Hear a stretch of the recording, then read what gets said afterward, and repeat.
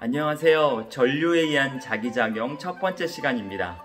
전류에 의한 자기작용은 전류에 의한 자기장이라고 과거에 교과서에서는 설명되어 있어요. 같은 뜻입니다. 전류에 의한 자기장은 어떠한 형태를 갖는지 또 그 세기는 어떻게 결정되는지를 배워보는 시간인데요. 첫 번째 이야기, 두 번째 이야기, 세 번째 이야기로 나눠집니다. 그러면은 큰 흐름을 선생님이 한번 설명을 해볼게요. 전류에 의한 자기작용에서 가장 큰 그림을 그리자면 이렇게 됩니다. 전류는 만든다입니다. 무엇을 만드냐면 바로 자기장을 만든다는 뜻이죠. 그래서 이것을 지워보면은 이렇게 쓸 수 있어요. 전류는 만든다. 누구를? 자기장을 이라는 사실을 꼭 명심하기 바랍니다. 이게 전체적인 큰 그림이에요. 자, 그러면 어떻게 이야기가 전개되냐면요. 전류는 모두 세 종류가 등장합니다. 첫 번째는 직선 전류, 두 번째는 원형 전류, 세 번째는 들어본 적 있을 겁니다. 솔레노이드. 원형 전류를 여러 번 감아놓은 솔레노이드 코일을 말하는 건데 이 세 개의 전류가 자기장을 만들 때 어떠한 형태로 만들어지느냐, 그 모양과 크기, 세기가 되겠죠. 세기, 자기장의 세기, 그리고 그 모양과 크기와 세기와 방향, 이 세 가지를 집중해서 여러분이 배워보면 좋을 것 같습니다. 여기까지가 전류에 의한 자기장의 큰 그림이고, 이제 다음 시간 영상부터는 직선, 원형, 솔레노이드 이렇게 순차적으로 설명이 진행될 것입니다. 잠시만요. 네, 첫 번째 이야기, 직선 전류에 의한 자기장 배워보도록 하겠습니다. 여기에는요, 무한히 긴 직선 도선에 전류 I만큼이 흐르고 있어요. 여러분이 만나는 문제에서 무한히 긴 도선이라는 말이 나오면 그런 문항의 완성도, 오류가 없기 위한 표현입니다. 그래서 크게 거기다가 집중해서 이해할 필요는 아직은 없어요. 그래서 그냥 가볍게 생각하면 좋을 것 같아요. 무한히 길다는 말에 대해서는요. 그럼 직선 도선이 있고 전류 I만큼 흐를 때 이 주위에 자기장이 만들어집니다. 자기장이 만들어지는데 자기장 만든다고 써있죠. 그럴 때 어떠한 모양으로 자기장이 만들어지는지 알아보도록 해볼게요. 그러면 자기장은요, 항상 우리가 오른손 가지고 열심히 그려보는 연습을 해야 되는데 공간에다 그리는 거죠. 자, 어떻게 하느냐? 엄지는 바로 전류 방향입니다. 그 다음에 4개의 손가락은 바로 자기장의 모양입니다. 자기장의 모습을 4개의 손가락으로 그리는데 볼게요. 엄지는 전류 방향, 그리고 4개의 손가락으로 감아치면 어떻게 됩니까? 이렇게 동심원 모양으로 뱅글뱅글 돌아간다는 거 생각하면 될 거예요. 그래서 엄지를 가리키고 4개의 손가락으로 감아치면 이러한 모양의 자기장이 그려집니다. 그릴 수 있겠죠?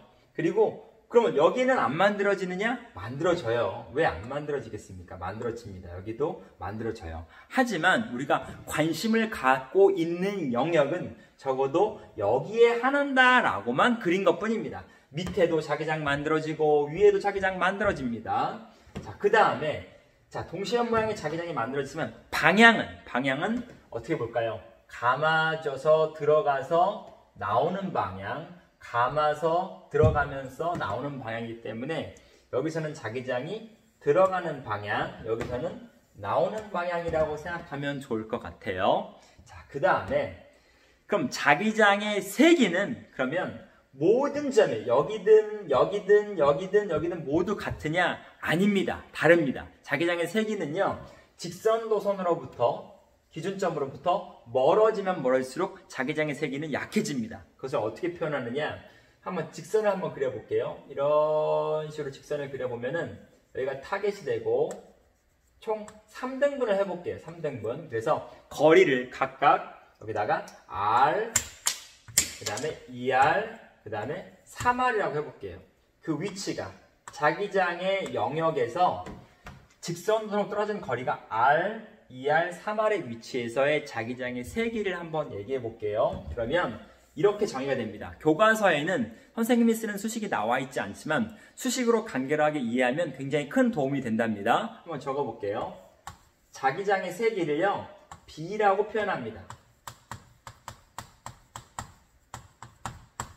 근데 이 자기장은 누가 만드는 자기장입니까? 바로 다름 아닌 전류가 만드는 자기장입니다. 전류가 만든 자기장의 세기는 비례한대요. 뭐에 비례하냐면 당연히 전류가 만들었으니까 전류의 세기에 비례하겠죠. 그리고 반비례한대요. 왜 반비례하냐면 거리가 멀어질수록 자기장이 약해지는 효과가 나옵니다. 자기장은 약해진다. 그래서 이렇게 씁니다. 그래서 얘는 직선도선으로부터의 수직거리. 누구로부터? 직선도선으로부터.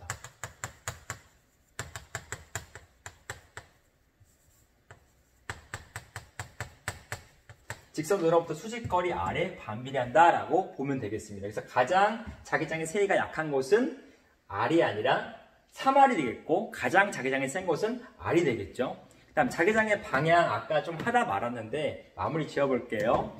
R과 2R과 3R은 자기장이 지금 들어가는 방향이에요. 들어가는 방향을 표현할 때는 이렇게 표현합니다.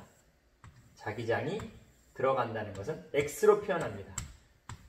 이것이 만약에 칠판이 아니라 종이라면 지면을 뚫고 들어가는 방향이라고 말하고요. 칠판이니까 칠판을 뚫고 들어가는 방향이라고 말하고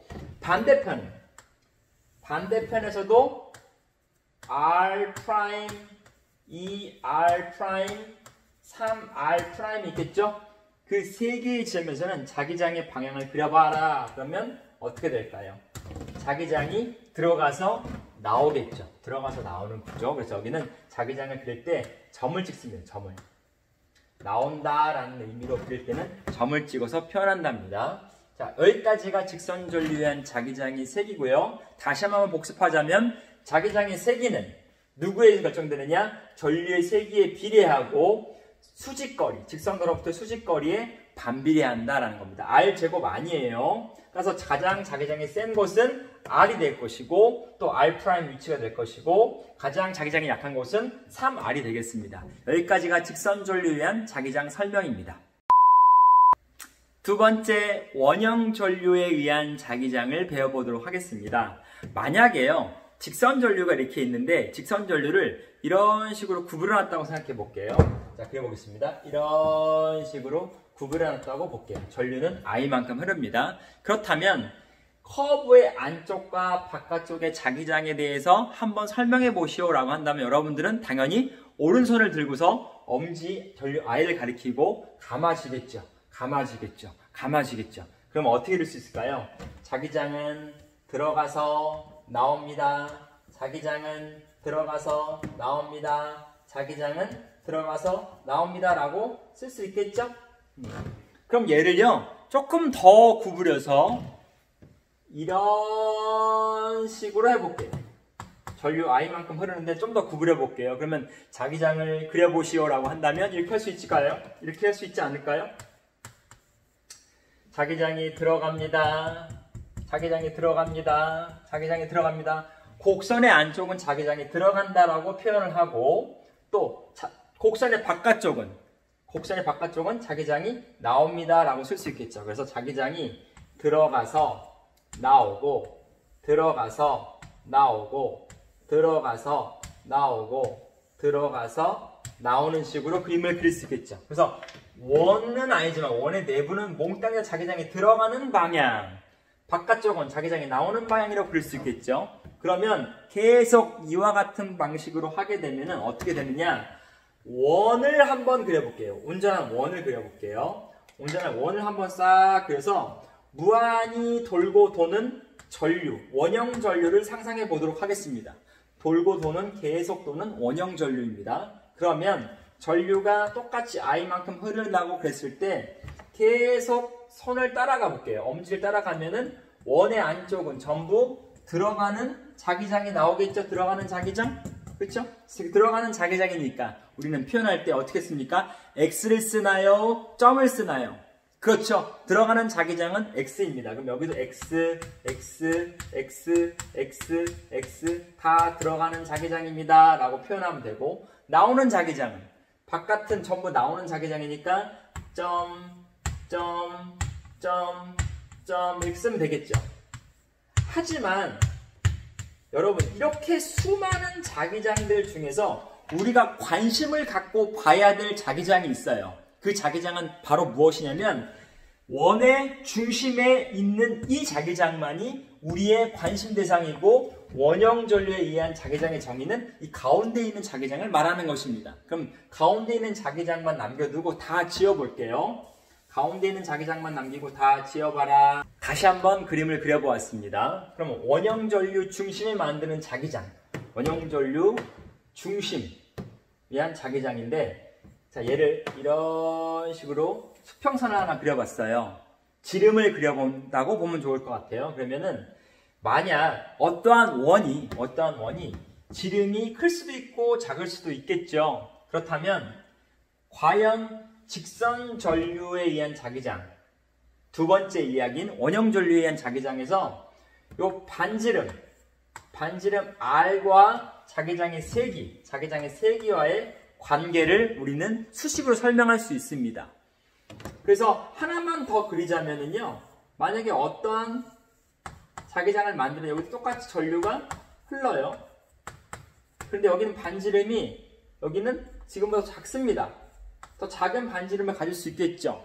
그러면 이 작은 반지름을 가질 때보다 큰 반지름을 가질 때 어떤 게 더 자기장의 세기가 큰지를 판단해야 되는데, 그것은 바로 다름 아닌 이 수식에서 비롯됩니다. 써볼게요.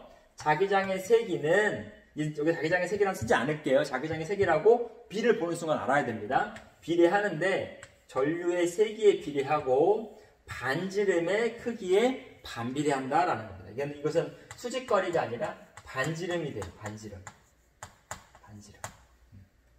그래서 이 자기장은 사실은 여기를 통과하는 자기장, 또 여기서 만들어지는 자기장, 여기서 자기장, 여기서 자기장들이 다 더해져서 중첩이 돼가지고 나온 거예요. 사실은 직선 전류에 의한 자기장들이 한 점에 다 모여서 만들어지는 것입니다. 따라서 직선 전류에 의한 자기장보다 훨씬 더 세기가 셉니다. 어떻게 보면 진화된 거예요. 발전된 겁니다. 근데 그것을 우리는 사실 그렇게 중요하게 여기진 않아요. 교육과정에서는 중요하게 여기지 않고, 뭘 중요하게 여기냐면은 여러분들에게 이걸 물어봅니다. 원형 전류에 의한 자기장의 세기는 과연 무엇으로 결정되는지를 더 많이 물어봅니다. 그리고 그때의 자기장의 방향 잊지 마세요. 엄지손가락으로 그려주는 방향 가지고 설명하면 됩니다. 나중에 여러분들이 이게 익숙해지게 되면은요, 솔레노이드 알죠? 솔레노이드가 세 번째 이야기인데, 솔레노이드에서 자기장의 방향을 판단하는 방식으로 가도 된답니다. 지금 영상을 볼 때는 무슨 말인지 모르겠지만, 솔레노이드 하면서 만드는 자기장의 방식으로 가게 되면 이렇게 그릴 수 있어요. 4개의 손가락은 전류의 방향으로 또 바뀝니다. 솔레노이드 방식으로 가면은. 그리고 엄지가 바로 자기장의 방향인데, 감아줘 볼게요. 4개의 손가락은 전류의 방향입니다. 감아질 때 이렇게 감아지겠죠? 엄지는 바로 자기장의 방향. 맞죠? 들어가는 방향. 보세요. 전류가 이렇게 시계 방향으로 흐릅니다. 4개의 손가락으로 감아줘요. 4개의 손가락은 경우에 따라서 솔레노이드 방식과 원형 전류에서는 전류가 됩니다. 전류가 감아질 때 엄지손가락이 가리키는 방향은 자기장이 된다라는 겁니다. 그럼 연습 하나만 더 해볼게요. 만약에 전류가 반시계 방향으로 흘러요. 반시계 방향으로 흐를 때 자기장의 방향을 판단해라.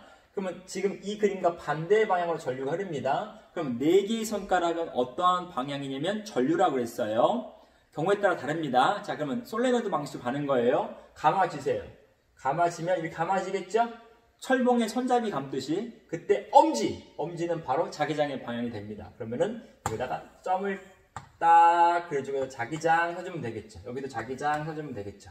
이렇게 자기장의 방향을 판단하는 제2의 방법도 있답니다. 그래서 첫 번째 방법, 엄지는 전류, 4개의 손가락은 자기장. 이거 할 때는 뭐 할 때 한다고요? 직선 전류 할 때 씁니다. 자, 두 번째, 원형 전류와 솔레노이드를 할 때는 4개의 손가락이 전류, 엄지는 자기장입니다. 그래서 이런 식으로 판단하는 것이 더 빠를 수도 있어요. 자, 그러면 여기까지가 2번 원형 전류에 의한 자기장 설명입니다.